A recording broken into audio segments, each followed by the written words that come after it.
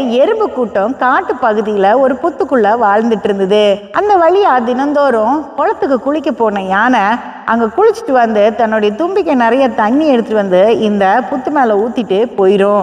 இந்த எறும்புகள் எல்லாம் அந்த யானை கிட்ட போய் இப்படி பண்ணாதீங்க, எங்க முட்டைகள் எல்லாம் பாதிக்கப்படுது அப்படின்னு கேட்டாங்க.